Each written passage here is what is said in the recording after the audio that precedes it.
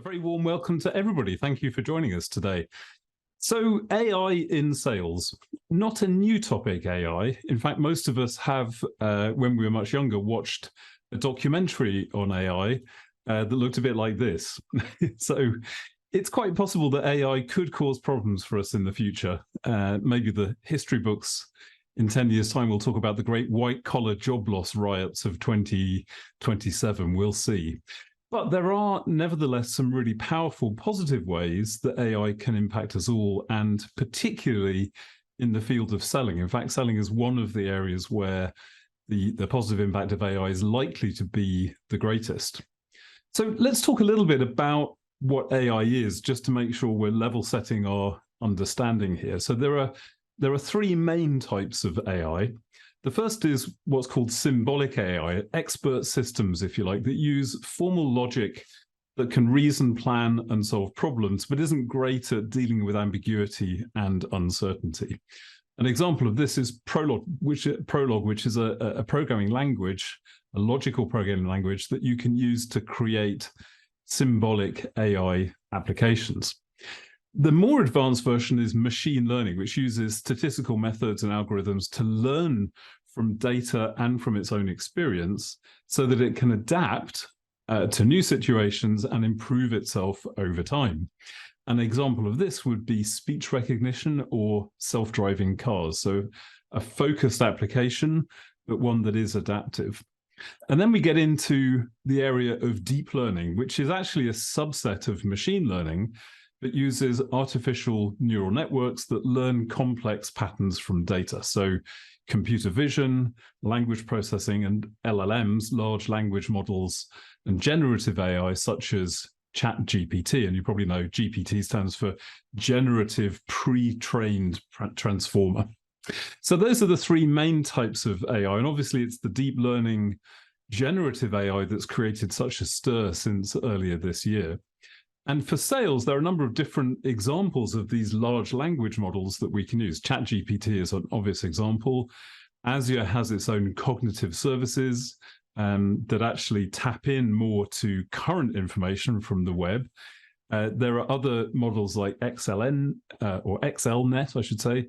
And there are other services that draw on different LLMs to provide services to us all. So copy.ai or Einstein within Salesforce all draw from ChatGPT and other LLMs to provide their services. So that's a very quick summary of what AI is. And I'm curious to ask you guys, just before we get really stuck in, how far AI or generative AI has been adopted into your company's sales process. So if you go to Slido, as Adam said, you can point your phone at the camera on your phone at that QR code, or just type in the number on slido.com. It's anonymous, so just to get a sense of, whether you've done none, it's planned, or right up to you've got full integration across the whole sales process. The nice thing about Slido is it gives you live updates, so we can see that about half of people are in the planning stage. About 12 to 15% have several AI applications, 7% have one, and not many people are yet fully embedded into the sales process. And I have to say that distribution of data is pretty much what the research into AI at the moment says, that a lot of people are thinking about it, but the penetration is not yet particularly deep into the sales process. So here still, we're fairly static now on about half of people are in the planning stage, and about a quarter have some degree of implementation. So thank you for joining in with that. Let's talk about then some of the data on the power of AI in sales. And there's a very impressive number which came out of a McKinsey study that said that if they applied the impact that generative AI could have in sales across the whole global economy, the impact could be $486 billion a year. And that was actually, I think, the second highest impact, next only to marketing. So the potential impact of this at an economic level, but also for individual companies, is massive. But only about 33%, according to Salesforce, of sales teams are currently using AI, which pretty much mirrors the data that you guys have just given us as well. Interestingly, high-performing sales teams are nearly twice as likely to be using AI as poor or averagely performing sales teams. So it is something that the leaders are doing more of. Now, whether that's cause or effect, I'm not quite sure, but clearly there's a correlation between use of AI in sales and performance. And just to take one example of the impact of AI, a Harvard Business Review article said that there was a 50% increase in leads from using AI in sales. An impressive number. But is that really correct, that last one? Because in putting this together, as well as my own research and understanding, I used Bing Chat, which is based on ChatGPT, but also links live to the web, so it provides you with more updates. And that statistic was the first one that came out of Bing Chat when I said, what's the impact of AI in sales? But the thing is, it's actually not really correct, because that was from 2017, which was way before generative AI was really a mass market thing. And when it was reported in AI, that statistic was quoted as being a 2022 statistic, because the AI was referencing an article that was written in 2022, but that article in turn referenced an HBR article that was written in 2017. So the AI didn't pick up on that. And here is one of the first caveats about AI in sales. It's not always very accurate, right? So it is a way to, as we'll talk about later, augment and enhance what salespeople do, but it's risky to use it to replace it. And we'll come back to that theme quite a lot during the course of this session. So treat what you get out of generative AI with a degree of caution, and I'm sure I'm not the first person to have said that. So what is the impact of AI on the future of sales? There are 4 topics I'm going to cover today. The first is, can AI sell? The second is, how does AI support selling? The third is, how does AI support sales management? And finally, if you want to implement sales AI in your organization or push the implementation further, how do you do that? So let's begin with, can AI sell? And we did an experiment. We went to ChatGPT and we basically said, please write a prospecting letter or an email from a sales recruiter to a sales VP to introduce your services and request to connect. Now, this was relatively early on when ChatGPT 3.5 came out. We've updated it for GPT-4. And at first, we were completely blown away, because this was the very early days of LLMs. We were blown away by the ability of this thing to write something that was, sensible English apart from anything else. And if you look at this, it looks okay, right? So, dear sales VP, I hope this email finds you well. Very nice. My name is this, and I'm a sales recruiter. I wanted to reach out to introduce our services and see if there might be an opportunity for us to work together. Sounds okay. So how do we assess the quality of what AI produces in a sales context in this kind of generative way? Well, the answer is to use a framework that came out of my research over the last kind of 25 years, really, but especially the last 5, where we took all of the skills that exist around the customer buying journey, all of the sales skills that you need to influence and guide customers through their decision process. And we disaggregated all of those 120 odd skills and looked at what the fundamental building blocks that were inside each of them. And it turns out, and some of you are very familiar with this, it turns out that there are 3 dimensions that apply across basically every single sales skill, and also actually every single sales management skill. And they are, first of all, insight. So in a sales context, creating value through disruptive insights into the customer's needs, the barriers to achieving those needs or objectives, solutions to those barriers, and their decision process. But if you just deliver insight, you're a consultant, you're not a salesperson. So it's also necessary to bring influence to the table. Creating outcomes, getting people to act, through a combination of behavioral science, decision strategy, behavioral economics, and so on. And I use the word ethical in there deliberately because some of these things are very powerful tools and they do need to be used in the customer's best interests as well as yours. But if you are insightful and influential, it makes you a disruptor, a pushy salesperson, but you're not necessarily a fully rounded salesperson, but unless you have trust as well. And trust is, and I link back to David Maister's work on the trusted advisor here, credibility, reliability, intimacy with the customer's business, and customer centricity. So a lack of self-orientation when you're dealing with the customer. And trust is what makes you a 3D salesperson on top of the other three things. And our research showed that people perform much better if they balance these three dimensions than if they're only strong in one of them. So let's look at that email then through the lens of the 3D advantage. So here it is again. Plenty of good stuff in there, but how about insight? Is there any insight? Well, there actually isn't. There isn't any insight into really what the objectives of the customer might be, the barriers to achieving those objectives, or the potential solutions that we could offer or the recruiter could offer to help overcome those barriers. So there's not much insight.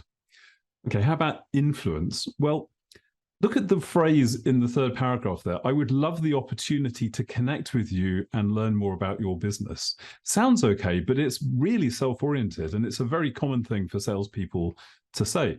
I would love, help me to help you, right? So it's actually very low influence, and it's not using any of the psychological techniques that we would suggest to get people to want to talk to you. And trust. How about trust? Well, again, because it's so self-oriented in I would love the opportunity to connect with you, it's not about the customer's business, it's about hitting your quota, and therefore trust is also very low.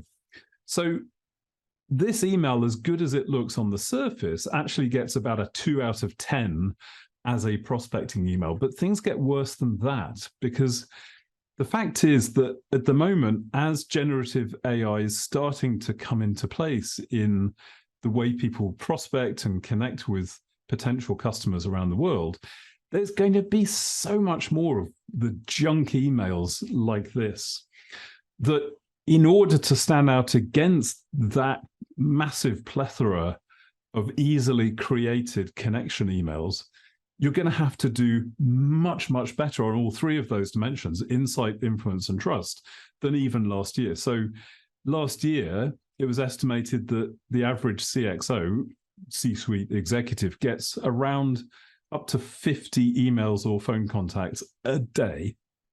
And that's only going to go up. And this is, people of a large company, and they're generally screened out. But the amount of overwhelming flow of information that's going to be coming towards senior buyers is only going to go up. So something like this email that is poor on insight, poor on influence, and poor on trust is going to sink without a trace. You might as well not bother. Hyper-relevance has always been important, and never more so than now with Gen AI. So what can we do? Well, the science behind making a good connection, and those three dimensions of insight, influence, and trust, flow through all of the sales training that Imparta does. But in the connection phase, in prospecting, there are ways that they play out. So insight is about what value you can bring based on that individual's specific needs and interests. What are the potential objectives they might be trying to meet? What are the barriers to achieving those objectives? And how could we help? And that needs to be hyper-customized. So it needs to be something that is relevant and urgent based on what people are saying, rather than on just kind of general views about that market. And of course, AI can help you figure out what people are saying. We'll come back to that. And then capabilities as well that could help them in ways they may not have considered. That's the insight piece. Influence, things like social proof. So show that relevant peers trust you as well, because people take that shortcut. When they aren't sure what to do, they look at what their peers do. Reciprocity, so give something before you ask for something in return. Loss aversion is particularly important. Frame the desired action, talking to you, as a way to avoid a loss rather than to achieve a gain, because that's a much more important driver of people taking action. And lastly, in influence, there are many more, but spontaneous trait transference and emotional leakage. So people associate the words you use to describe other people, traits, with you, trait transference. And also positive mood is contagious, so emotional leakage. And it's very important when you refer to other clients or customers with social proof that you describe them in very positive ways, and that in general you have a positive attitude in your email. And then finally, trust. So credibility, do your homework, business intimacy, relate to them as an individual, and keep your focus on them, not on you. So low self-orientation. Obviously, we do training around all of this, and I won't build skills in a couple of minutes, but to give you a sense of some of the science behind how you make a connection. So the question is then, what can we do with AI to help it be better at, in the simple example, writing a prospecting email? And the answer is actually quite a lot, interestingly, and it comes down to prompt engineering. So the more specific prompt you give it, the better the results are. So in this experiment, we improved the prompt to make it about a specific company, again, using Bing Chat, which links into live data rather than ChatGPT, which doesn't. And we said, on top of please write a prospecting email to me, just as an example, offer insight into why sales hires may not succeed, and use social proof and loss aversion to get him to speak to you. And this is what it came up with. And there's a few things I want to point out here that are actually much better than the first effort. So the subject, why 46% of sales hires fail, is promising some kind of influence. Some kind of insight, apologies. Research shows that 46% of sales hires fail within 18 months. Again, influence. Insight. What's behind this failure rate? More insight. And unique approach that combines predictive analytics with deep industry insight. Again, here's some insight into how our solution is better.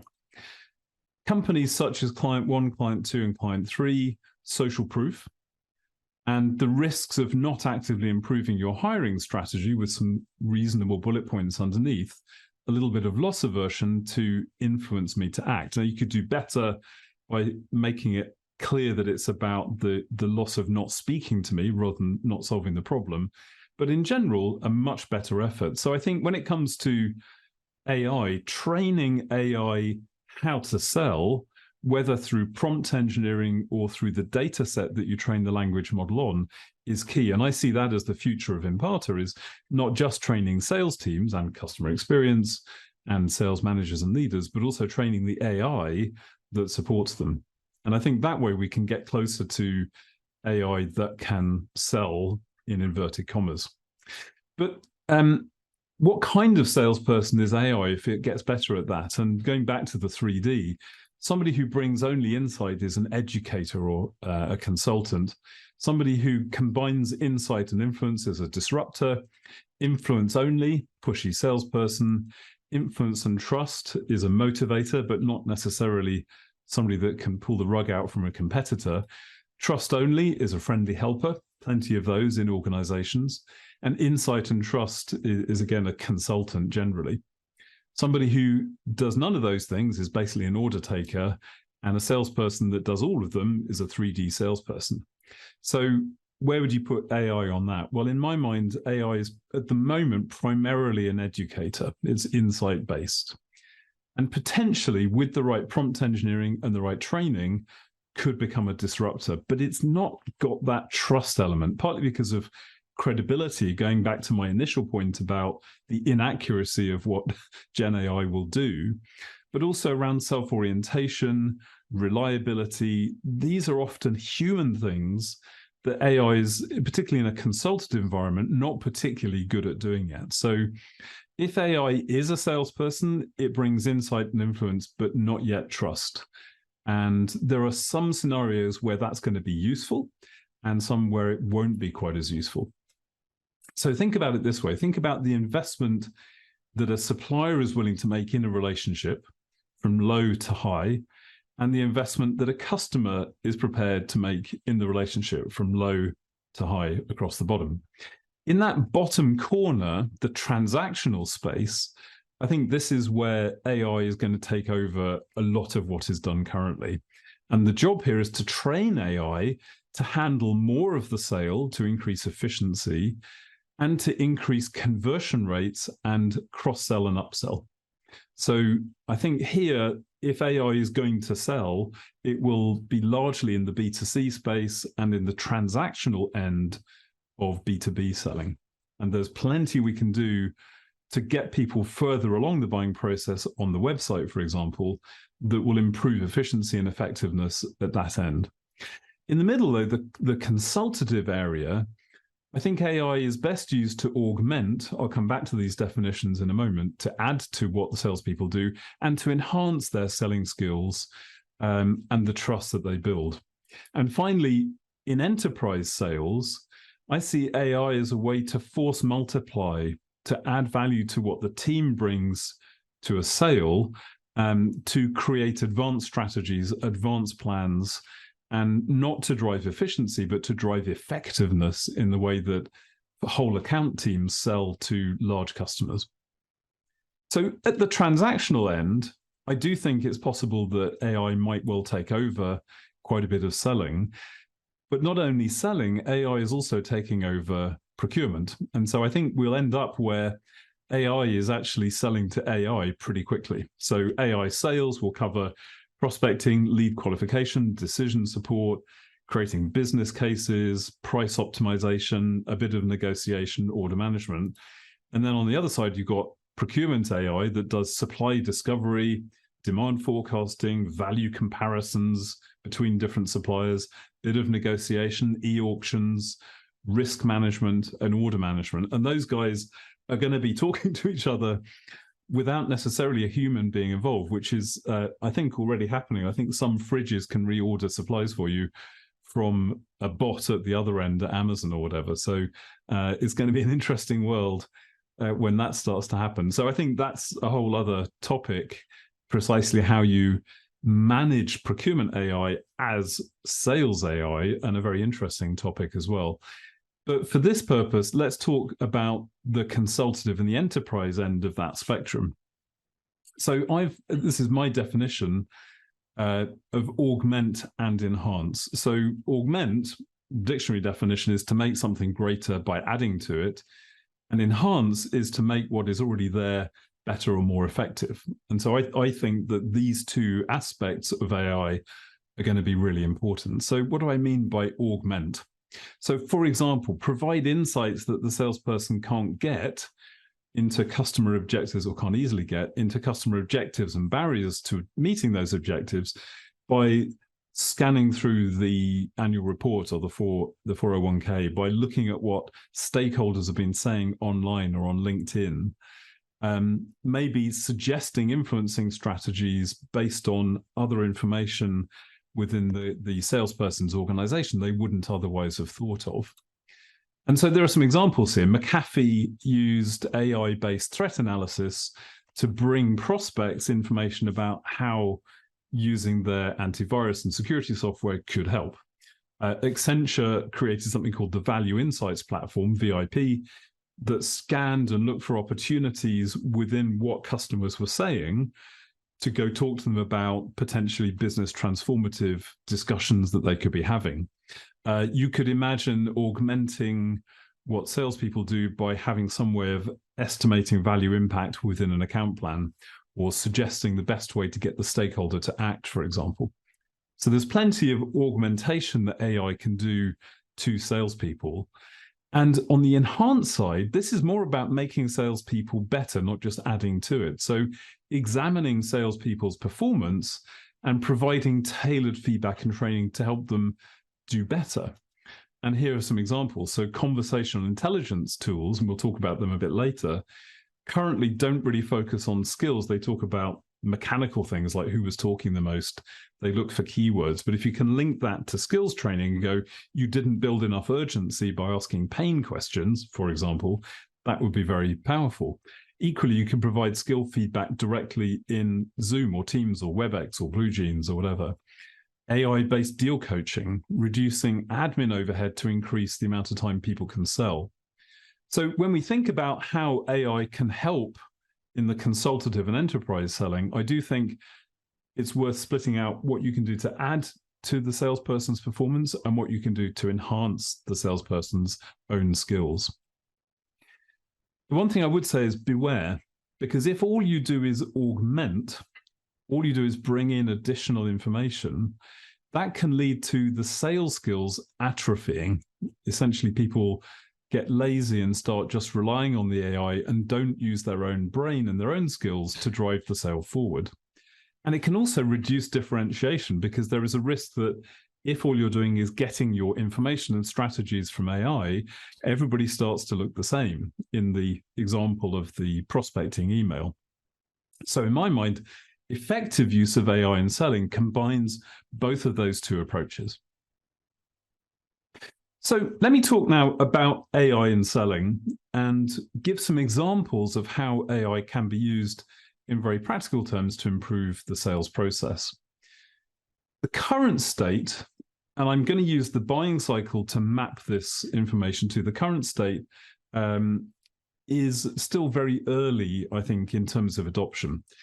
The buying cycle that we use looks at the customer thinking about the need they have, then choosing the best solution to meet that need, worrying about what might go wrong, committing to a solution, adopting that solution, and then ultimately renewing and expanding their relationship with the supplier. So what's going on right now? According to McKinsey, an April survey from this year around generative AI use, 8% of organizations are using AI to create personalized email. 7% are using it for identifying trends in customer needs.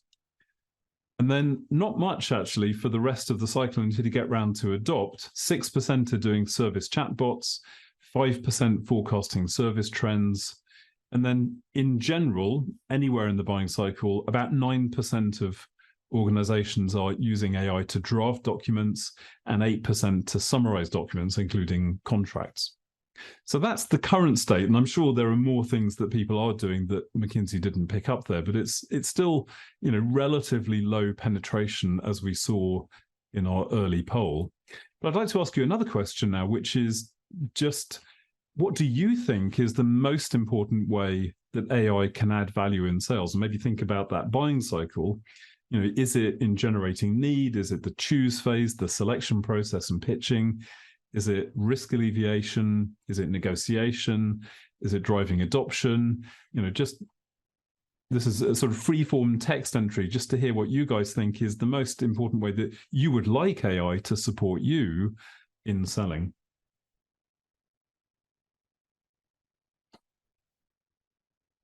So identifying new opportunities and prospecting. Choosing the phase, that's a very interesting point, which I will come back to in just a minute. Choosing where the customer actually is in that buying cycle. Very good. Connecting insights. There's a lot of insights and value. So identifying value for customers and presumably demonstrating value and quantifying value. Differentiation, inspiring sales reps. Yep.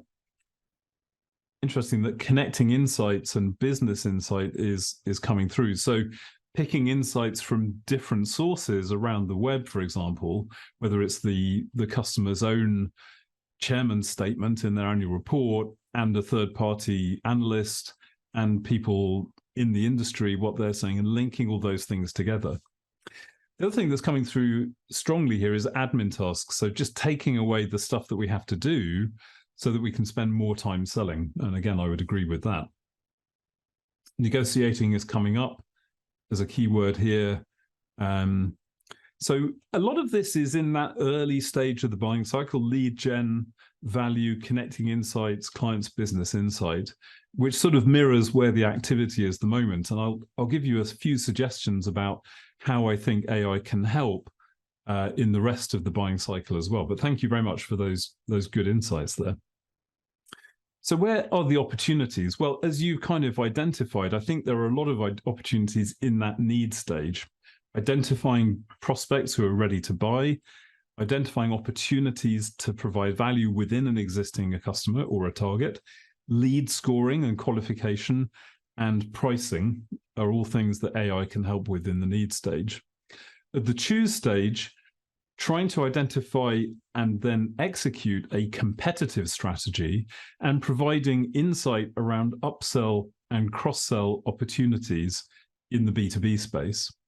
In the worry stage, risk assessment, and we tend to think about 4 levels of risk: strategic, tactical, political, and individual, and creating mitigation strategies for those customer risks that you've identified. In the commit stage, estimating the customer's BATNA, best alternative to a negotiated agreement, or essentially what their walkaway price is, negotiation strategy, and even profiling individual people as negotiation counterparts and trying to understand what type of negotiator they are, again, using the 3 dimensions. In adopt, customer health mapping and tracking adoption, maybe suggesting ways to improve adoption as well. And in renewal, account planning, predictive analytics around churn or retention, and basically a repeat of everything else, because in the renewal stage, you tend to go through a mini buying cycle as well. So there's plenty of opportunities to use AI to add value here. And I'm going to go through and share a few examples with you now. But then there are some overall things as well, like forecasting, pipeline management, and as most of you identified, spending more time selling and less admin. But I do want to just make a caveat first, which is I'm going to try to talk about some specific AI tools, some Imparta ones, a lot of ones from other suppliers. This is not going to be a completely exhaustive list because there'd be way too many, but also things are changing literally weekly. So I will give you a flavor, but it's not going to be a static picture, this. And I did want to talk about the thing that somebody said at the beginning of that last poll, which was choosing or assessing where somebody is in the buying cycle. So one of the things that we've realized in talking with some of our colleagues in sales is that the best salespeople are agile.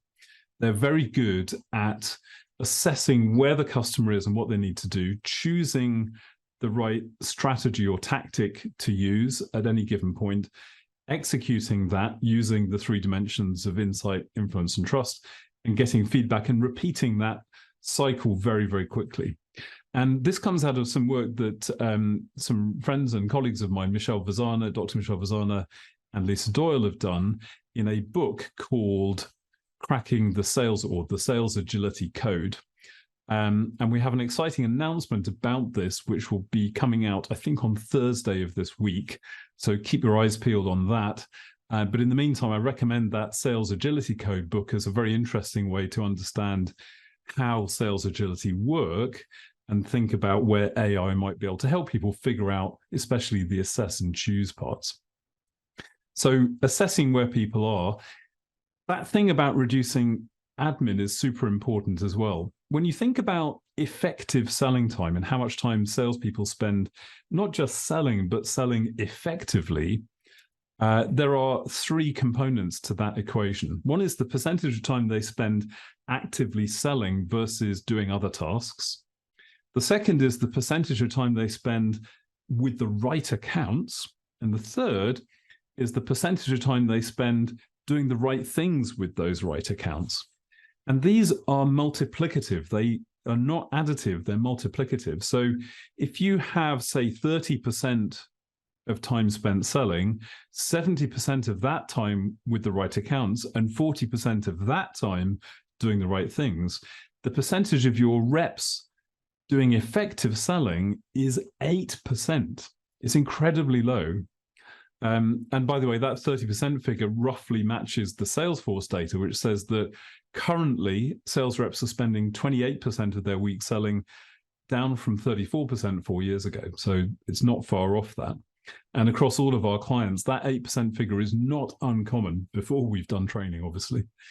So that 8%, when you think about the multiplicative relationship, if you can improve the percentage of time actively selling up to, say, 50%, spending time with the right accounts to 80%, and doing the right things to, say, 60%, you can easily double or triple the effective capacity of your sales team without hiring a single person.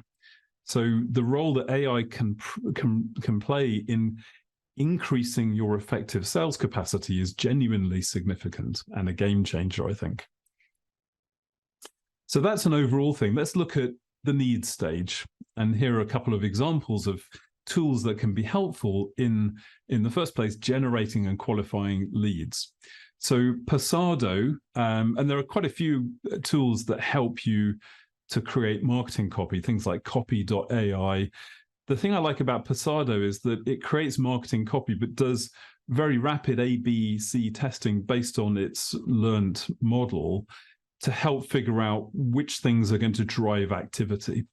And JP Morgan Chase used this tool, and they saw a 450% increase in click-through rates on ads. So you can use things like Passado not only to create copy, but to figure out the alternative forms of copy and very rapidly come up with which ones are going to be most effective in driving customer activities.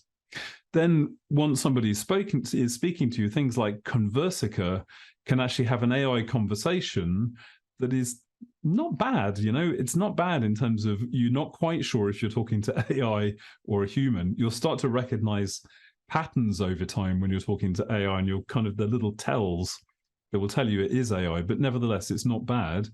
And what it can do is to qualify the lead in a way that is more efficient and effective before a human gets involved.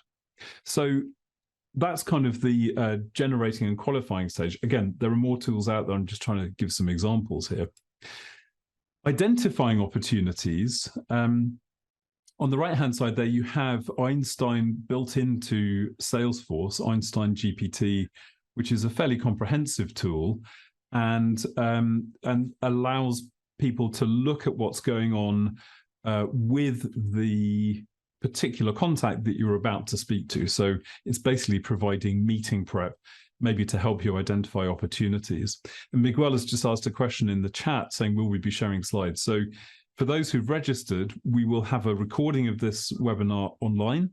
If you would like a copy of the slides, we're a little careful on who we send the slides to, but we are happy to send them to kind of sales organizations. So if you would like a copy of the slides, please drop Adam a note and we'll come back to you with that. And if you want to talk about this in more detail and want some slides that you can actually drop into your own presentation, then drop me a note. So Imparta, we also have our own AI-empowered solution that's in beta at the moment. So we have tools that are embedded into the CRM system, Salesforce, Dynamics, and so on. And those tools, we call them canvases, sit around all of the different stages of the customer buying cycle. So here is one that is used to try and create turn a latent need into an explicit need with a key customer stakeholder. And what you can see here is that we also have an assistant to help you fill out that account plan using Azure AI services in a ring-fenced way with all the prompt engineering. So you can click a little assistant and it will come up with suggestions around strategies, or go and find information about a particular target account to help you fill out the canvases and plan your approach. So again, kind of augmenting and a little bit enhancing, because you can also access learning on how to do the skill in the same place. So that's identifying opportunities. Lead scoring, again, Einstein's pretty good at this. You've got lead scoring in there that sort of learns from the specific things that seem to drive success in leads within your organization. So it's not really applying a template so much as looking at the factors that correlate with success within your CRM. And there, of course, it's only as good as the data that's in the CRM. And then you have a more templatized approach, like People AI embodies things like Medic. So you can use People AI to assess an opportunity against Medic. And I think there's some AI support in there. And we have tools within our CRM suite that do a very similar thing. So you can use it for lead scoring. In the choose stage, pricing is surprisingly a very powerfully covered area. So Pros AI, solutions.ai from Accenture, price point. What these things do is they first of all look at price optimization. So they'll do experiments and run what-if analyses to help you figure out the margin impact, the cash impact of different pricing scenarios. But the better ones will also try and understand what's happening with demand elasticity in the customer. So if you change the price this much, what's the likelihood that they will walk away or say yes? Now, again, I'm not convinced here that AI is capturing all of the factors that would really determine that, because one of them is going to be, they're going to be deal specific, right? So who you're competing against, what's your differentiation with regard to that competition, and so on. So I don't think you can replace somebody doing pricing with this, but it can certainly enhance what they're doing. So some examples there of good tools to look at if you're interested in pricing. Competitive strategy, I've put an Imparta one again here. There's not a lot out there that I've seen in terms of really looking at competitive strategy. So here, this is a stakeholder map where, and I think People AI may have a similar thing, where you're mapping stakeholders on influence and alignment and using AI to figure out, for example, somebody's history, why they might be aligned for or against your company and solution, and also what strategies you might be able to employ to move somebody from, high influence if they're an antagonist to low influence, or to shift them to the right and turn them into a champion. There are similar tools for decision criteria, customer decision criteria, and looking at areas where the customer really cares about a particular criteria, where you're strong or weak, or where you're good at something that the customer doesn't care about, and you want to wake that up. So competitive tools, I didn't find many others.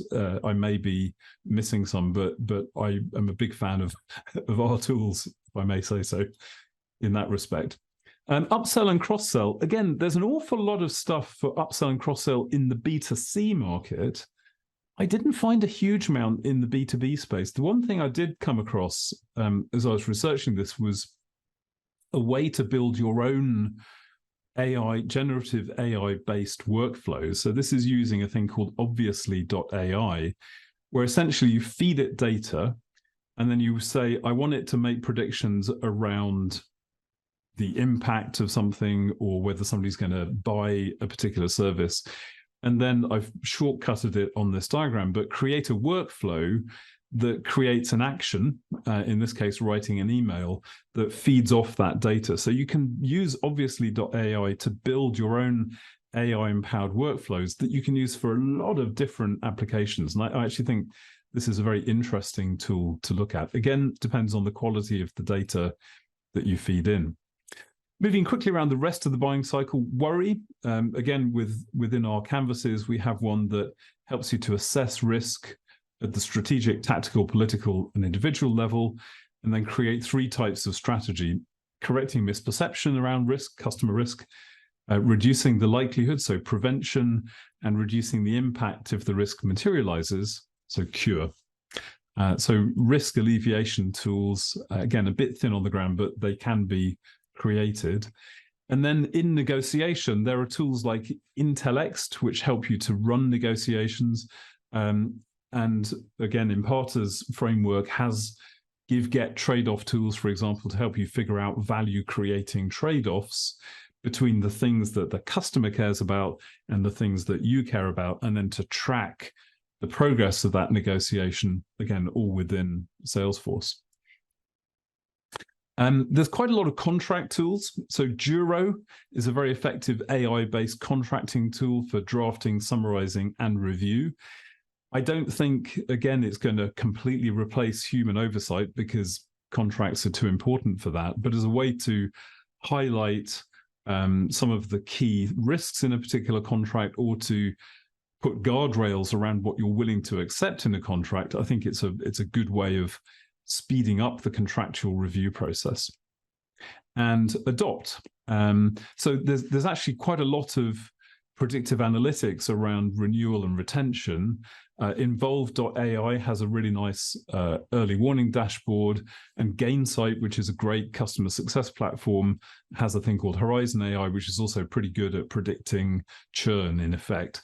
The one thing I would say here is a lot of the AI in this respect is predictive, about what's going to happen, and it will offer some suggestions on what to do to improve retention. But there's so much more around the human aspects of customer success that we teach. So listening, empathy, problem solving, having a strategy to drive adoption, influencing customer stakeholders to act, all of those things I think need to be layered on top of the predictive analytics. And then in the renew expand phase, account mapping, I think, is super important here, to look for hidden opportunities to pursue within an account. And again, our canvases will help you to map out an account across different independent buying centers and figure out where retention might be a threat, but also where there are big opportunities that you haven't yet gone for. So that's a summary then of some of the key things that that AI can help with around the customer buying cycle. And we're thinking about providing a white paper that lists some of these out for you. And I've got a question for you at the very end of this to ask what you would value in terms of follow-up from this session. So let's talk very quickly about AI and sales management.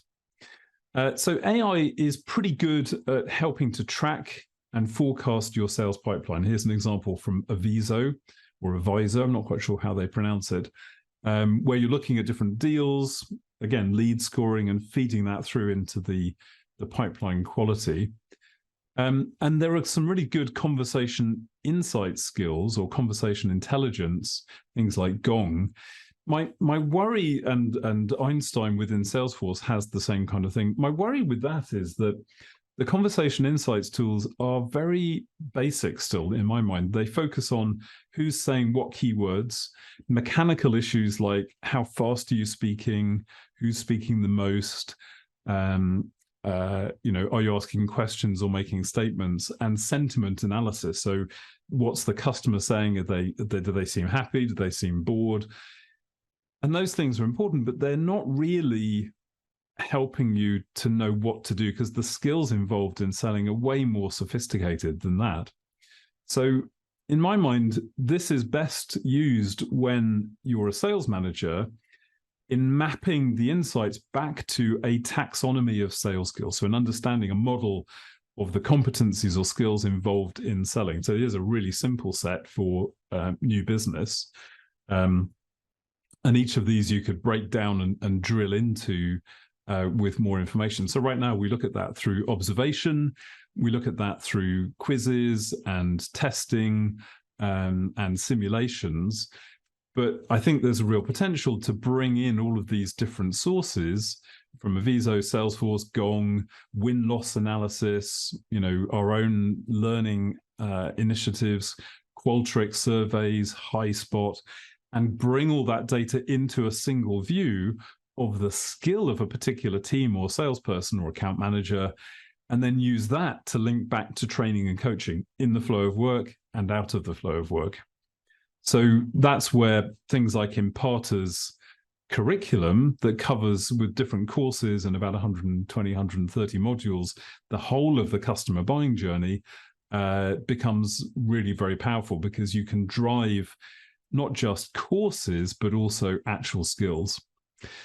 I think also it's important as a manager to coach. We all know the impact of coaching, and tracking the quality and quantity of coaching is a very important way that AI can help. So when I talk about coaching, we've taken the GROW framework, which is quite a well-known coaching approach, and augmented it by adding I for immersion, trying to understand the state of mind of your salesperson, how they're feeling about the situation, how they feel about the coaching, because that is an important setup to having an effective GROW coaching session. But then you get into goal, reality, options, and way forward. So for example, in most coaching sessions, the failure point is that managers tell people what the options are rather than asking, so they're not empowering the coachee. And I think AI could be very effective in tracking that and providing feedback around the quality of coaching to the sales manager. But that also will be enhanced with AI-based self-coaching, and that's something that I want us to look at Imparta over the next few months, actually. I mentioned about not just having courses, and one of the things about learning is that it can't just be a static event-based strategy. So we identify 5 main use cases for learning that balance the talent strategy with commercial strategy and the need for standardized approaches and individual needs. And AI can help with each of these. So standardized approaches that implement your talent strategy are things like courses and career pathways. And here AI can help you to identify market issues that are changing your go-to-market strategy and that therefore require training across the board. Equally, they can drive campaign-driven learning that says, here's our most important issue this quarter. It's asking for price increases while simultaneously telling people there are supply chain disruptions or whatever it is. Then across the bottom, in the kind of individual commercial strategy, you've got contextual learning in the flow of work embedded into the CRM, and you've got competency development in the top right. You've also got curiosity that takes somebody in and spins them around from one mode of learning to another. So again, AI can help to drive and empower this continuous agile process of learning. The last thing I want to talk about today then, and again, I could easily have written a 5-hour presentation on AI in sales, so apologies if I'm having to kind of dip into some of these topics fairly quickly. I'm really happy to talk about this with anybody because it's a fascinating area, so drop me a note, just richard@imparta.com if you'd like to talk about this stuff. But how about implementing AI? If you've not done it already, how do you go about it? So AI, and especially generative AI, is not risk-free. And McKinsey's survey of 913 companies found that a lot of organizations were worried about a number of different factors. So 56% were worried about inaccuracy, as I started off by saying, 53% by security issues, IP infringement, regulatory compliance, personal privacy, explainability. The problem with these neural networks is you can't always explain how it came up with the answer it came up with. That usually can't. Staff displacement, fairness, reputation, and there's a longer tail of other risks beneath that. So it is worth thinking about how you're going to identify and mitigate those risks. I think it's also important to know why you're doing it. So go back to the buying cycle and go, what are my priority objectives? What do I want to achieve with AI, given that I probably can't do everything all at once? And I wouldn't proliferate platforms and tools. So although I've shown you some examples of AI tools, and some of those sit inside other things, some of them are standalone. For me, and this is a personal view, I think is a risk in putting more and more independent tools out there. 66% of sales reps in Salesforce's 2022 survey said they're drowning in tools. And I think we've all seen people experience that. So what you can do is centralize and replicate those tools. So AI is there, but it's embedded into the CRM. It's embedded into your account-based management. It's maybe even embedded into Teams or WebEx or Zoom. And I think it's putting the AI where people need it rather than creating new platforms they have to log into. You can use single sign-on to help with that, but in general, that's how I would do it. So although we have iCoach, which is our learning management system, which is really very effective, LXP actually, we're also looking at how we embed the learning inside the CRM and inside conversational intelligence tools and inside video calling tools so that it's always there when you need it. I think there are 5 key steps in implementing AI that I would recommend you think about. So the first one is goals. Be clear about what your personal and organizational priorities are for using AI. Use that buying cycle to create a full list and prioritize the things you want to do based on the cost and difficulty of implementation and the possible impact. Then be agile in the software sense of this. So don't use waterfall approach. Don't design the full solution from the beginning because you will never get there. Achieve quick wins with modest data, but do think about the ultimate shape of the solution because it's that data that having access to is going to be tricky. And I'll come on to that in the 4th point here. People. So you need to create leadership buy-in. alleviate the fears that people have, maybe by talking about the difference between transactional and consultative and enterprise selling and what AI can do in each. And also, when you're getting people together to implement AI, break down the silos between sales enablement, competitive intelligence, kind of marketing, sales, and so on. Data. So data is the key to successful AI. You have to link different sources to create that full view. Emails, calls, CRM, website analytics, campaign data, purchasing history, and so on and so on. There's a lot of talk about headless infrastructure, so not having the data layer, if you like, and the user interface layer connected together directly, but having them separated so that you can change the AI, but you've always got access to all the data across your organization in a way that you can then plug into in a new way if you need to. So headless architecture, I think, is very important in the way you manage your data. And then finally, iterate. AI is evolving super quickly. So go back to the agility cycle, assess where you are with it, what you need to do, choose the right approach, execute, do that. And the quicker you do that, the more agile you will be.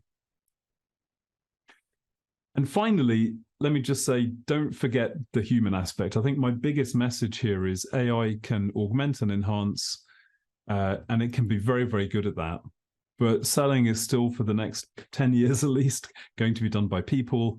And I don't think it's ever going to stop being done by people, truthfully.